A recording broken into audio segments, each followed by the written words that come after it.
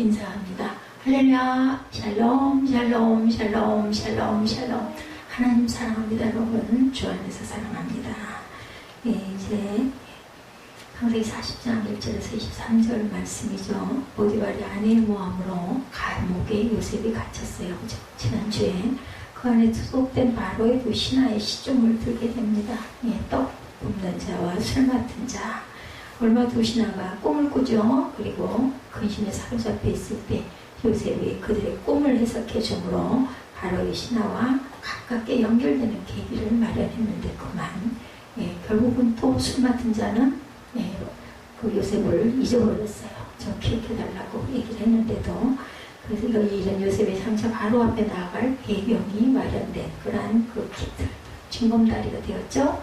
예, 우리 한번 살펴봅니다. 범죄한 두 사람의 이야기, 옥에서 있었던 일입니다. 요셉이 시위대장의 집안에 있는 옥에 있을 때, 그러니까 요셉이 먼저 들어갔어요. 보니까 예, 애고방의 술 맡은 자와 떡 굽는 자가 왕에게 범죄해서 그 옥에 갇히게 되죠.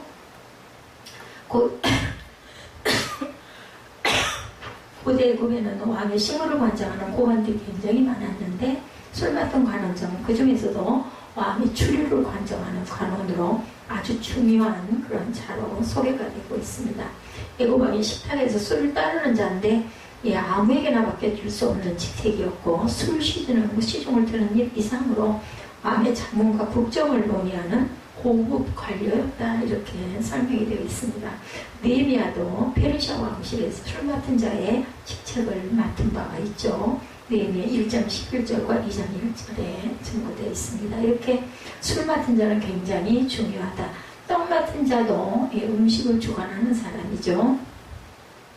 요셉 당시에는 빵이 애굽인의 주식이었죠. 떡 굽는 관원장은 떡을 직접 만드는 직책을 가진 자로 왕이 먹을 모든 빵을 관장하는 관원이다. 우리나라 성경에는 떡으로 나와 있지만 영어 성경에는 빵으로, 브레드로 해석이 되어 있죠. 이들이 구체적으로 어떤 죄를 범했는지는 알 수 없지만 어찌됐든 왕께 범죄해서 감옥에 갇히는 바람에 요셉을 만나게 되죠. 범죄한 자에 대해서 여호수아 7장 1절에 이스라엘 자손들이 온전히 바친 물건으로 말미암아 범죄하였으니 이는 유다지파 세라의 종손 삽디의 손자 갈미의 아들 아간이 온전히 바친 물건을 가졌습니다. 여호와께서 이스라엘의 자손들에게 진노하셨다. 그죠? 옷을 갖다 감추는 그런 일을 했었습니다. 그 수혜물을 하나님의 정한 자 로마서 13장 1절에도 각 사람 위에 있는 권세들에게 복종하라. 권세는 어디서부터? 하나님으로부터 나오지 않음이 없다. 모든 권세는 하나님으로부터 나옵니다. 하나님께서 정하신 바라. 느헤미야의 술원은 그 장치에 대해서 느헤미야 1장 11절에 아까 소개한 대로 주여 구하오니 귀를 기울이사 종의 기도와 주의 이름을 경외하기를 기뻐하는 종들의 기도를 들으시고 오늘 종이 형통하여 이 사람들 앞에서 은혜를 잊게 하옵소서 하였나니 그때 내가 왕의 술관원이 되었느니라. 이렇게 기도했더니 왕의 술관원이 느헤미야가 됩니다. 수장들은 요셉에 대해서는 본문 4절이죠. 요셉이 갇혀있는 감옥에 애굽 왕의 술 맡은 자와 떡 굽는 자가 들어옴으로 인하여서 시위대장은 요셉에게 이들에게 수종들게 하였다라고 증거하죠. 억울한 노명으로 감옥에 들어와 있는 요셉의 생애는 하나님의 특별하신 배려와 관심으로 새로운 국면에 접어들게 됩니다. 신분이 높은 상류층 인사들만 갇히는 옥에 요셉이 갇힌 것은 하나님의 섭리였다. 왕의 죄인들을 가두는 곳입니다. 창세기 41장 10절에 바로께서 종들에게 놓아사 나와 떡 굽는 관원장을 치미대장의 집에 가두셨을 때 이렇게 설명하고 있습니다. 예, 39장 20절에도 요셉이 갇힌 곳이죠. 예, 요셉의 주인이 그를 잡아 옥에 가두니 그 옥은 왕의 죄수를 가두는 곳이었더라. 요셉이 옥에 갇혔으나 이렇게 증거되어 있습니다. 그러니까 원래가 그 시위대장의 집에 있는 옥은 예, 이렇게 왕의 그런 종들이 잘못했을 때 가두는 그런 일반적인 그 감옥이 아니었죠. 왕의 죄수들을 가두는 특별한 옥이었다. 두 신하 죄수의 꿈이 증거되죠. 시위대장의 집안에 있는 옥에 갇힌 두 신하 죄수는 하룻밤에 같은 각각 꿈을 꿉니다. 꿈은 성경이 완비되기 전에 하나님께서 사용하시던 계시의 반편이었습니다.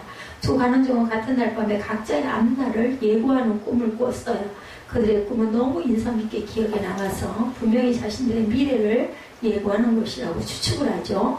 그러나 현재 그것을 해몽할 사람이 없어서 근심했을 때 요셉이 이 꿈을 해석해 주죠. 요셉의 꿈을 이루어주는 계기를 마련한 게 창세기 37장 9절에 요셉이 다시 꿈을 꾸고 그의 형들에게 말하여 이르되 내가 또 꿈을 꾼즉 하죠. 해와 달과 별과 11개의 별이 내게 절하더이다 하니라. 꿈 해석을 잘하는 요셉이었어요. 바로를 만나게 되는 인연이 되기도 하죠. 41장 9절에 술 맡은 관원장이 바로에게 말하여 이르되 내가 오늘 내 죄를 기억하나이다 합니다. 두 신하의 꿈과 요셉의 해몽이 6절에서 10절에 나타나죠. 근심하는 두 신하. 간밤의 꿈으로 인해 두 신하는 근심하고 있었다. 6절이죠. 사람은 어리석고 한치 앞도 내다볼 수가 없어요. 그들은 불안합니다. 이때 요셉은 그들에게 꿈의 내용을 이야기해봐라. 8절에 이렇게 증거합니다. 꿈을 주신 분도 하나님이시고 그리고 능히 그 꿈의 의미를 해석할 수 있게 하시는 분도 하나님이시다라고 증거합니다. 이와 같이 사람의 근심은 하나님께 나아갈 때만이 근본적으로 해결될 수가 있다는 것을 상징하죠. 꿈의 해답을 들려주죠. 창세기 11장 16절에 요셉이 바로에게 대답하여 이르되 내가 아니라 하나님께서 바로에게 편안한 대답을 하시리이다. 바로 앞에 나가서도 이렇게 얘기합니다. 꿈의 해석 능력을 받은 요셉입니다. 창세기 40장 12, 3절입니다. 요셉이 그에게 이르되 그 해석이 이러하니 세 가지는 사흘이다. 13절에 지금부터 사흘 안에 바로가 당신의 머리를 들고 당신의 전직을 회복시키시리니 당신이 그 전에 술 맡은 자가 되었을 때 하던 것 같이 바로의 잔을 그의 손에 드리게 되리이다. 아주 좋은 해석인데 그만 떡 맡은 자는 반대였었죠. 9절에 꿈의 내용이 나오죠. 두 사람은 요셉에게 사실대로 꿈의 내용을 말합니다. 술 맡은 관원장의 꿈의 내용은 삽시간에 포도나무가 자라서 열매를 맺고 자신이 그것을 짜서 바로에게 공급하는, 우리가 그냥 이 꿈을 들어도 아주 좋은 꿈 같죠. 꿈 이야기를 들은 요셉은 즉시 해석을 해주죠. 12~3절에 그래서 떡 굽는 관원장은 술 맡은 관원장의 꿈이 길한 것임을 듣고 자신의 꿈도 길할 것을 기대하면서 꿈을 이야기합니다. 그렇지만 떡 맡은 관원장의 꿈을 듣고 난 요셉은 그에게 수치스러운 죽음을 예고합니다. 16절에 이렇게 꿈을 숨기지 않고 얘기하는 부분이 창세기 37장 6, 7절에 요셉의 이야기에도 있죠. 그들에게 청하건대 내가 꿈을 들으시오. 우리가 밭에서 곡식단을 묵더니 내 단은 일어서고 당신들의 단은 내 단을 둘러서서 절하더이다. 아주 미움을 받은 계기이기도 하죠. 꿈은 계시로 주어지기도 합니다. 창세기 28장 12~3절이죠. 누구에게? 야곱에게. 꿈에 본즉 사닥다리가 땅에 서 있는데 그 꼭대기가 하늘에 닿았고 본즉 하나님의 사자들이 그 위에서 오르락 내리락 하고 또 본즉 야훼께서 그 위에 서서 이르시되 나는 야훼니 너희 조 아브라함의 하나님 이삭의 하나님 내가 누워있는 땅을 내가 너와 네 자손에게 주겠다. 이렇게 말씀하는 꿈을 야곱도 꿉니다. 꿈은 이렇게 미래의 예시다. 6, 7절에 창세기 37장이죠. 요셉이 그들에게 이르되 청하건대 내가 꿈을 들으시오 하고 얘기합니다. 요셉이 다시 꿈을 꾸고 그대 형들에게 말하여 된 내가 또 꿈을 꿨는데 해와 달과 11별이 내게 절하이다. 그래서 누구의 꿈꾸는 자다? 요셉은 이런 이름이 붙어 있습니다. 꿈의 성취가 20절에 나타나죠. 바로의 탄신 생일이에요. 애굽왕의 생일은 신성하게 취급되어서 거대한 잔치로 축하를 합니다. 당시 애굽왕 바로는 고대 사람의 그 애굽의 문명과 사회에 있어서 절대적이고 사람들 속에 신이고 신들 속에 사람이다. 왕은 아주 이렇게 신으로 우대를 받는 그런 시대였습니다. 그가 태어난 날은 큰 국경일과 같아서 성대한 그 출연이 베풀어지고 온 국민은 일을 중단하고 하루를 쉬며 잔치에 동참을 합니다. 또한 이날에는 죄수들이 왕의 특별 사면을 받기도 하고 반대로 처형을 당하기도 합니다. 바로는 잔치를 크게 열어 자신의 생일을 축하하고 이 자리에서 그만 술 맡은 자와 떡 맡은 자의 일생이 그죠? 극과 극으로 전락을 하죠. 창세기 40장 20절에 오면 제3일은 바로의 생일이라 바로가 그의 모든 신하를 위하여 잔치를 베풀 때 술 맡은 관원장과 떡 굽는 관원장에게 그의 신하들 중에 머리를 들게 하니라. 이제 고개를 들고 심판을 받았죠. 사치스러운 생일잔치에 대해서 마가복음 6장 21~22절에 마침 기회가 좋은 날이 왔으니 곧 헤롯이 자기 생일에 대신들과 천부장들과 갈릴리 귀인들을 불러 잔치할세 헤로디아의 딸이 친히 들어와 춤을 추어 헤롯과 그와 함께 앉은 자들을 기쁘게 한지라. 왕이 그 소녀에게 이르되 무엇이든 내가 원하는 것을 내게 구하라 내가 주리라 하고 이렇게 서태했어요. 예, 누구예요? 사도 요한이죠. 친히 요한이죠. 세례 요한의 머리를 달라고 해서 그만 머리가 잘리는 그런 아주 슬픈 일이 일어납니다. 요셉의 해석대로 성취되는 부분 애고방 바로가 모든 신하를 불러놓고 성대한 잔치를 베풀 때 죄수로 하여금 머리를 그 신하 중에 들게 합니다. 요셉의 해석대로 술 맡은 관원장은 용서를 받고 전직을 회복하고 떡 맡은 관원장은 그 혐의가 확인돼서 나무에 달려서 처형이 됩니다. 두 관원장의 꿈을 정확히 해석을 통해서 요셉은 만 2년 후에 바로 앞에 나갈 수 있는 기회를 얻게 된다. 이렇게 그 우연이 되는 일은 없어요. 어떤 계기가 이렇게 많이 됐어요. 하나님께서 이렇게 한 발 한 발 다가가게 하시죠. 꿈의 성취에 대해서 21절에 오늘 보면 바로의 술 맡은 관원장은 전직을 회복하며 그가 잔을 바로의 손에 받아들였고 떡 맡은 관원장은 그만 죽죠. 헛된 꿈도 있습니다. 이사야 29장 7, 8절에 아리엘을 치는 열방의 무리 곧 아리엘과 그 요새를 쳐서 그를 공부하게 하는 모든 자는 꿈같이 밤의 환상같이 되니 이렇게 증가합니다. 줄인 자가 꿈을 먹을지라도 깨면 그 속은 여전히 비고 목마른 자가 꿈에 마셨을지라도 깨면 곤비하며 그 속에 갈증이 있는 것 같이 시온산을 치는 열방의 무리가 그와 같으리라. 아무리 꿈을 꾸어도 헛된 꿈을 꾸면 이렇게 된다라는 거죠. 시온산을 치는 열방의 무리들은 그렇게 그만 실패를 하고 패배를 하고 죽음을 당하고 맙니다. 은혜를 저버린 관원장 23절을 잊어버렸어요. 그죠? 요셉은 자신의 행동대로 술 맡은 관원장이 복직되었으므로 추록될 것을 얼마나 기다렸겠습니까? 그러나 술 맡은 관원은 요셉의 선행과 관심과 친절 등의 의로운 행위를 그만 망각하고 자신의 일에만 급급합니다. 술 맡은 관원장이 요셉의 보살핌과 은혜를 기억하지 않았다 할지라도 하나님께서 요셉을 기억하시고 그와 함께 하셨죠. 하나님을 믿는 부분이 신명기 6장 10절에서 12절에 증거합니다. 내 하나님 야훼께서 내 조상 아브라함과 이삭과 야곱을 향하여 내게 주리라 맹세하신 땅으로 너를 들어가게 하시고 내가 건축하지 아니한 크고 아름다운 성읍을 얻게 하실 것이며 내가 채우지 아니한 아름다운 물건이 가득한 집을 얻게 하시며 내가 파지 아니한 우물을 차지하게 하시며 내가 심지 아니한 포도원과 감람나무를 차지하게 해서 내게 배불리 먹게 하실 때 너는 조심하여 너를 애굽 땅 종되었던 집에서 인도하여 매신 야훼를 잊지 말아라. 신명기 6장 10절에서 12절의 내용입니다. 사람의 그 망은 전도서 9장 15절에 성읍 가운데 가난한 지혜자가 있어서 그의 지혜로고 성읍을 건진 그것이라. 그러나 그 가난한 자를 기억하는 사람이 없었도다. 이렇게 우리는 잘 잊어버립니다. 기억을. 억울한 누명을 쓰고 감옥에 갇힌 요셉의 생애는 투옥된 바로의 두 신하를 통해서 다시금 새로운 국면으로 접어듭니다. 그는 두 신하가 꿈을 해석해 주므로 만 2년 후에 바로 앞에 나아가는 배경을 마련하죠. 여기서 우리는 택한 백성들이 어떤 상황에 처하든지 항상 기억하시고 세상에 세심하게 우리를 인도하시는 하나님의 섭리를 느낄 수 있고 잊지 말아야 되겠다. 그러므로 우리는 주어진 환경을 탓하지 말고 하나님의 뜻이 무엇인지를 알도록 힘써야 할 것입니다. 이 세상의 역사는 항상 변해가죠. 때로는 기회주의자들의 편에서 원치 않는 정의의 탈을 쓰기도 합니다. 역사는 때로는 잘못된 정치 상황 속에서 상당한 시간 동안 표류할 때도 있습니다. 역사 주관은 사관의 차이에 따라 그 사관이 가지는 세속적인 힘에 의해서 결정되고 있다는 사실이 우리를 안타깝게 하기도 합니다. 이것이 세상 역사의 현장인데 하나님은 이 역사를 바로잡을 한 날을 예비해 두십니다. 그래서 역사가 우리에게는 굉장히 두렵죠. 사람은 한평생 사는 것이 아니라 한 역사를 사는 것입니다. 우리 인생을 살죠. 요셉은 아버지의 사랑을 받았다는 것과 꿈을 통해서 요셉 자신이 모든 형제들보다 우월하다는 징조로 인해서 엄청난 미움을 받죠. 의로운 사람 요셉은 양심을 지키려다가 그만 옥에 갇히기도 합니다. 보디발의 아내의 그 요구를 거절하다가 이 모두는 요셉을 향한 하나님의 섭리적인 사건이었다. 하나님을 사랑하는 자 그 뜻대로 부르심을 입은 자들에게는 모든 것이 합력하여 선을 이루도록 하시기 때문인데 이게 분명한 것은 한꺼번에 그렇게 좋은 일이 일어나지는 절대 않습니다. 중간에 고난과 어려움과 고통과 그 연단을 우리가 잘 극복하고 참고 끝까지 하나님을 구하는 자에게 하나님께서는 이렇게 승리의 계가를 올리게 하시죠.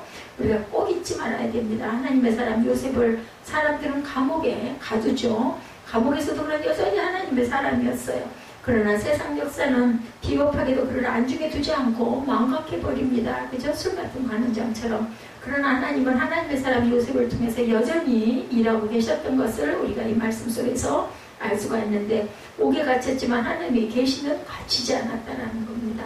오늘 본문 8절에 그들이 그에게 이르되 우리가 꿈을 꾸었으나 이를 해석할 자가 없도다. 요셉이 그들에게 이르되 해석은 하나님께 있지 아니하나이까 청컨대 내게 고하소서. 요셉은 억울한 누명을 쓰고 옥에 갇혀 있었죠. 그 후에 그 밤에 술 맡은 자와 떡 굽는 자가 이 왕이 무슨 연유인지 모르겠지만 범죄해서 갇히게 됩니다. 그것이 또 하필이면 요셉이 갇혀 있는 곳인데, 그것이 정치범인들을 가두는 그런 곳이기도 했다는 거죠. 시위대장이 요셉에게 이 두 관원장을 수종을 들게 하므로 이 두 관원장을 그곳에서 섬기게 되고, 옥에 갇힌 자 수일이 지났을 무렵 감옥에 갇혀 있는 두 관원장이 각각 꿈을 꾸죠. 아침에 요셉에 들어가 보니 그들에게 근심의 빛이 가득하고, 요셉은 근심의 빛이 가득한 관원장에게 이유를 물어봤더니 꿈을 해석할 자가 없어서 고민이다 라고 얘기하죠. 요셉이 그들에게 말하기를 꿈을 해석하는 것은 하나님께 있으니 제게 얘기해 보십시오 하고 말합니다. 당시에 이들은 꿈의 계시적 형태의 꿈이 분명하다고 그들은 느낀 거예요. 그 꿈을 해석하는 요셉 또한 계시의 의존 사색의 삶을 살아가는 사람이었죠. 그 시대에는 다 그랬기 때문에 꿈을 꾸면 하나님이 주신 꿈이다 라고 다들 생각을 했습니다. 성경은 요셉과 두 관원장의 만남에 대해서만 언급할 뿐 그들의 죄의 내용에 대해서는 침묵을 하는데, 술 맡은 관원장의 꿈을 해석하는 요셉이 9절에서 11절에 술 맡은 관원장이 그 꿈을 요셉에게 말하여 가로되 내가 꿈에 보니 내 앞에 포도나무가 있는데 그 나무에 세 가지가 있고 싹이 나서 꽃이 피고 포도송이가 익었고 내 손에 바로의 잔이 있기로 내가 포도를 따서 그 집을 바로의 잔에 짜 그 잔을 바로의 손에 드렸노라.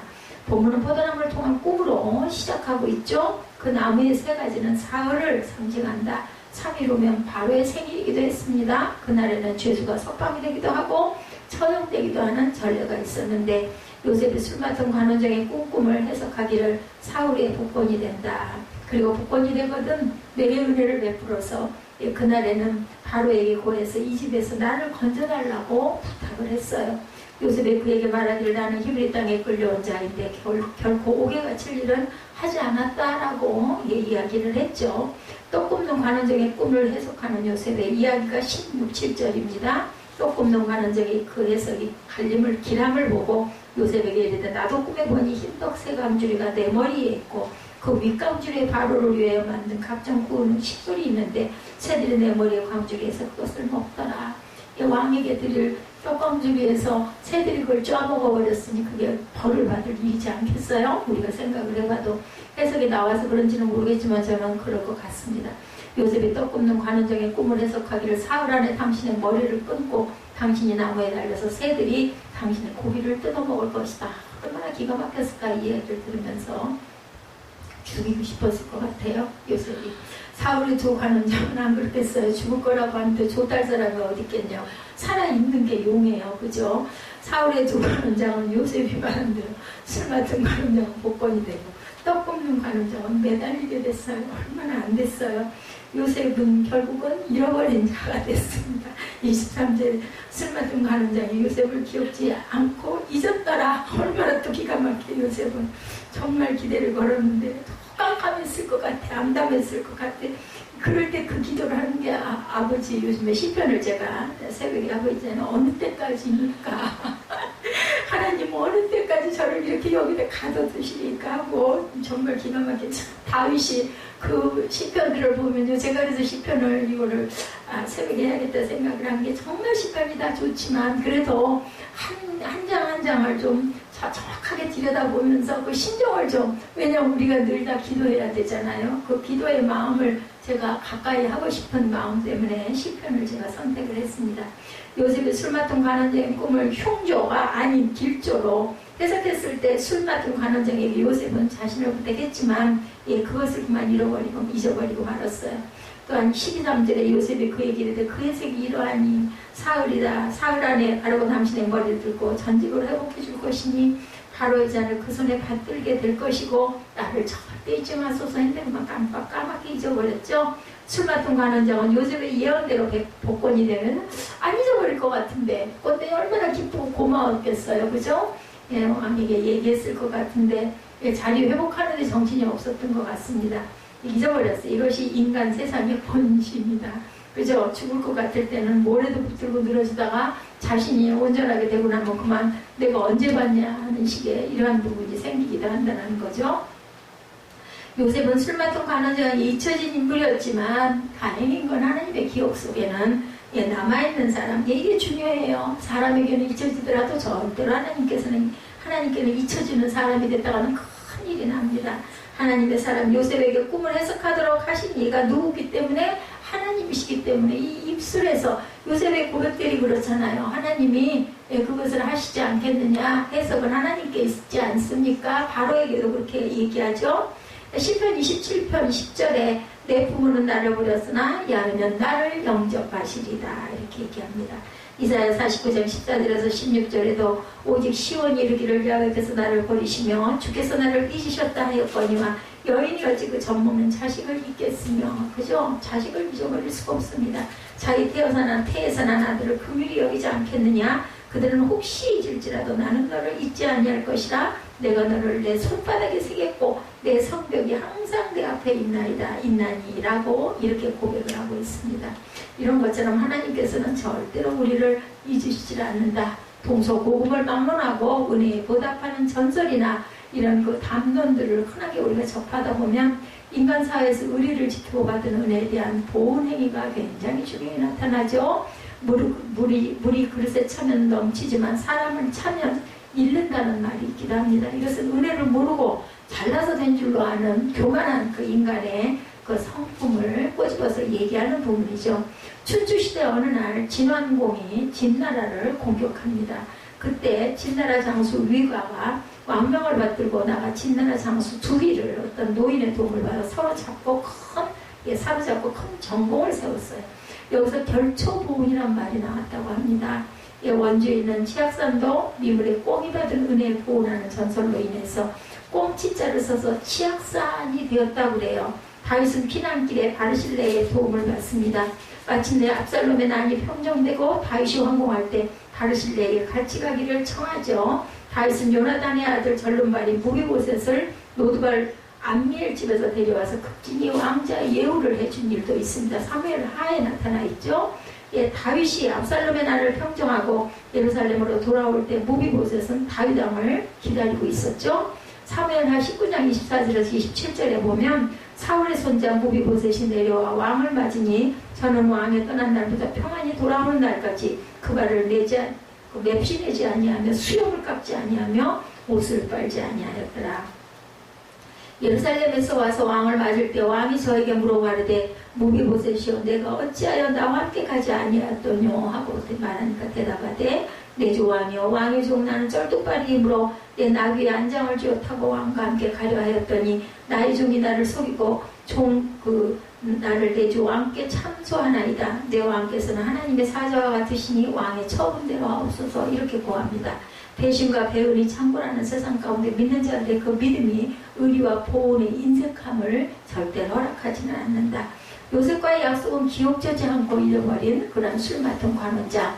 본문 14~15절에도 당신이 득이하거든 나를 생각하고 내게 은혜를 베풀어 내 사정을 바로에게 고하여 이 집에서 나를 건져내소서. 나는 히브리 땅에서 팔려온 자여 여기서도 옥에 갇힐 일은 행치 아니하였나이다.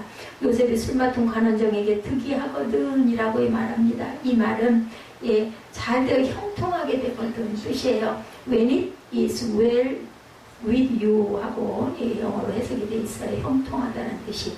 요셉은 자신이 히브리 땅에서 끌려온 자다 얘기하죠. 이 말은 요셉 자신이 자의에 의해서 이곳이 온 것이 아니라는 그러한 그 이야기입니다. 히브리인이라는 말은 이스라엘 민족이 타민족에게 자신을 소개할 때 사용하는 그런 내용입니다. 출애굽기 2장 6절에 보면 열고 그 아이를 보니 아이가 우는지라 그가 불쌍히 여겨 가로되 이는 히브리 사람의 아이로다. 누구 때요? 모세 때 이야기죠. 요셉이 히브리인의 자신의 신분을 밝힌 것은 자신이 아브라함의 후손으로 언약의 백성이라는 사실의 큰 긍지와 자부심을 가지고 하는 이야기입니다. 에레미야 34장 14절에 너희 형제 히브리 사람이 내게 팔렸거든 7년 만에 너희는 각기 놓으라. 그가 6년을 너를 섬겼은즉 그를 놓아 자유케 할지니라 하였으나 너희 선조가 나를 듣지 아니하며 귀를 기울이지도 아니하였다. 7년 만에 뭐예요? 안식년을 지키라는 뜻입니다. 두 간원장이 꿈을 꾸었지만 그 꿈을 해석할 자가 없었던 거죠. 8절에 그들이 그에게 이르되 우리가 꿈을 꾸었으나 청컨대 내게 고하소서. 참으로 인생은 꿈을 꾸어도 걱정, 꿈이 없어도 걱정입니다. 꿈을 꿨으면 온전한 꿈 해석이 걱정이고 꿈이 없으면 도대체 하나님은 나한테 꿈도 안 주시네. 이제 이렇게 인간들이 되죠. 요셉은 꿈을 꾸고 고민한 두 관원에게 하나님을 소개하죠. 해석은 하나님께 있지 아니하나이까. 이게 뭐예요? 바로 지금으로 얘기하면 우리가 전도하는 거죠. 간증을 합니다. 요셉의 신앙과는 분명하고 뚜렷한 하나님의 절대 주권에 선포해 있었다. 우리 입술이 항상 주님을 증거할 줄 알아야 된다. 바로 오늘 우리가 말하는 개혁주의 신앙을 말하고 있죠. 반모섬에 유배된 사도 요한은 7인으로 봉한 책을 보았습니다. 힘 있는 천사가 큰 음성으로 외치기를 누가 책을 펴며 그 인을 떼기에 합당하냐라고 합니다. 사도 요한이 볼 때 하늘 위에서나 땅에서나 땅 아래서나 능히 책을 펴거나 보거나 할 리가 보이질 않아요. 그래서 사도 요한이 웁니다. 그 자리에서. 이때 요한계시록 5장 5절에 장로 중에 하나가 내게 말하되 울지 말라. 유다 지파의 사자 다윗의 뿌리가 이기었으니 이 책과 그 7인을 떼시리라 하더라. 예수께서 떼시리라는 얘기죠. 그 책 속에 이 세상의 온갖 난제들을 해결할 비결이 있기 때문이다. 오직 예수 그리스도에 의해서만 이 땅의 모든 일이 풀어지고 정돈된다라는 의미입니다. 예수 그리스도만이 우리의 꿈이고 예수 그리스도만이 우리의 꿈의 진행입니다. 예수 그리스도만이 우리의 꿈의 성취죠. 흉몽을 꾼 자는 죽었기 때문에 잊어버렸는데 길몽을 꾼 자는 살아도 잊어버렸다. 그렇죠. 우리 인생이 이렇게 잘 있습니다. 세상은 하나님의 사랑을 잊어버리고 하나님의 사랑과 약속도 잊어버리지만 이것이 하나님의 사랑하는 아들 예수를 잊어버린 이 세상을 상징하기도 한다라는 것. 그리스도에는 길몽도 흉몽도 절대로 잊어버리면 안 됩니다. 왜냐하면 길몽도 흉몽도 하나님의 것이기 때문에 하나님을 잊어서는 안 된다. 신명기 8장 11절입니다. 내가 오늘날 내게 명하는 야훼의 명령과 법도와 규례를 지키지 아니하고 내 하나님 야훼를 잊어버리게 되지 않도록 삼가할지어다. 잘 명심하라는 거죠. 신명기 8장 19절에도 내가 만일 내 하나님 야훼를 잊어버리고 다른 신들을 쫓아 그들을 섬기며 그들에게 절하면 내가 너에게 증거하느니 너희가 정령이 멸망할 것이다 라고 말씀합니다.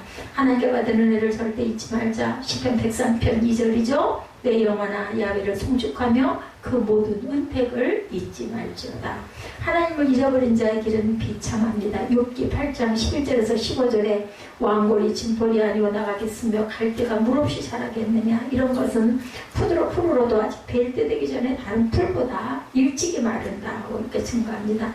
하나님을 잊어버린 자의 일은 다 이와 같고 사곡한 자의 소망은 없어지리니 그 믿는 것이 끊어지고 그 의지하는 것이 거미줄 같은 그 집을 의지할지라도 집이 서지 못하고 굳게 잡아도 집이 보존되지 못하리라. 욥기 8장 11절에서 15절 내용입니다.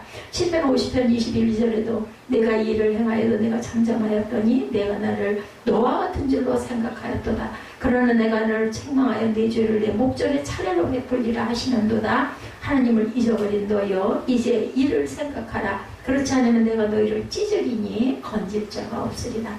하나님의 말씀을 우리가 잘 생각해야 되겠다. 잘 묵상해야 되겠다. 하나님 우리를 결코 잊지 아니하신다. 시편 44편 21절에도 하나님이 이를 더듬어 내지 아니하셨나이까 대저주는 마음의 비밀을 아시나이다 라고 말씀합니다.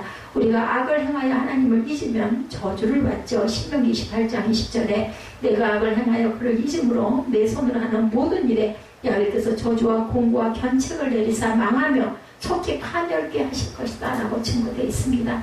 하나님의 지식을 버리지 말고 하나님의 율법을 우리는 절대 잊지 말아야 되겠다. 호세아 4장 6절입니다. 잘 아는 말씀이죠. 내 백성이 지식이 없어 망하는도다. 내가 지식을 버렸으니 나도 너를 버려 내 제사장이 되지 못하게 할 것이요 내가 내 하나님의 율법을 잊었으니 나도 내 자녀들을 잊어버리리라. 이렇게 증거되어 있죠. 자유는 하나님의 율법을 잊어버리는 자가 아니고 어떤 자예요? 실행하는 자가 바로 자유입니다. 야고보서 1장 25절에 자유하게 하는 온전한 율법을 들여다보고 있는 자는 듣고 잊어버리는 자가 아니요 실행하는 자니 이 사람이 그 행하는 일에 복을 받으리라. 우리가 율법 들었으면 그것을 행하도록 최선을 다해 노력을 해야 되겠죠. 주의 날을 절대 잊지 말아야 되겠다. 베드로후서 3장 8절에서 13절입니다. 사랑하는 자들아 주께는 하루가 천년 같고 천년이 하루 같은 이 한 가지를 잊지 말아라. 주의 약속을 어떤 이에 더디다고 생각하는 것까지 더딘 것이 아니라 오직 너희를 대하여 오래 참으사 아무도 멸망치 않고 다 회개하기에 이르기를 원하노라. 그래서 주무시는 것도 아니고 안 보시는 것도 아니고 잠잠한 것은 기다리고 오래 참고 계신다. 주의 날이 도적같이 오리니 그날에는 하늘이 큰 소리로 떠나가고 채찍이 뜨거운 불에 풀어지고 땅과 그 중에 있는 모든 일이 드러나리로다. 이 모든 것이 이렇게 풀어지리니 너희가 어떠한 사람이 되어야 마땅하뇨? 거룩한 행실과 경건함으로 하나님의 날이 임하기를 바라보고 간절히 사모하라. 그날에 하늘에 불이 타서 풀어지고 체질이 뜨거운 불에 녹아지려니와 우리는 그의 약속대로 의에 거하는 바 새하늘과 새 땅을 바라보도다 라고 말합니다. 이 세상은 하나님의 사람을 잊어버립니다. 그러나 하나님은 하나님의 사람을 절대로 잊지 아니하시죠. 10문둥이가 다 고침을 받았으나 9문둥이는 자신의 문둥병을 고쳐준 사람도 잊어버렸고 자신들이 문둥자였던 것까지도 잊어버리고 제 갈 길로 가죠. 누가복음 17장에 보면 하나님께로 난 자는 하나님의 사람을 잊지 아니하십니다. 데살로니가전서 2장 13절에 이러므로 우리가 하나님께 쉬지 않고 감사함은 너희가 우리에게 들은 바 하나님의 말씀을 받을 때 사람의 말로 아니하고 하나님의 말씀으로 받음이니 진실로 그러하다. 이 말씀이 또한 너희 믿는 자 속에 역사하느니라 말씀합니다. 요셉을 흑암에서 구해내시는 하나님이시죠. 오늘 본문이 우리를 죽음에서 구해내서 부활의 광명을 보게 하시는 하나님이시다. 골로새서 1장 13, 14절입니다. 그가 우리를 흑암의 권세에서 건져내사 그의 사랑의 아들이 나라로 옮기셨으니 그 아들 안에서 우리가 부속 곧 죄사함을 얻었도다. 이것이 우리의 복입니다. 그리스도인은 이 축복을 가지고 살아가는 저와 여러분들이라는 작은 힘을 가지고 결코 하나님을 잊지 말고 주의 율례를 감사함으로 기쁨으로 저희들이 지키고 나아가는 믿음이 되게 해달라고 주님께 항상 기도하는 저와 여러분 되시기를 주님의 이름으로 축복합니다.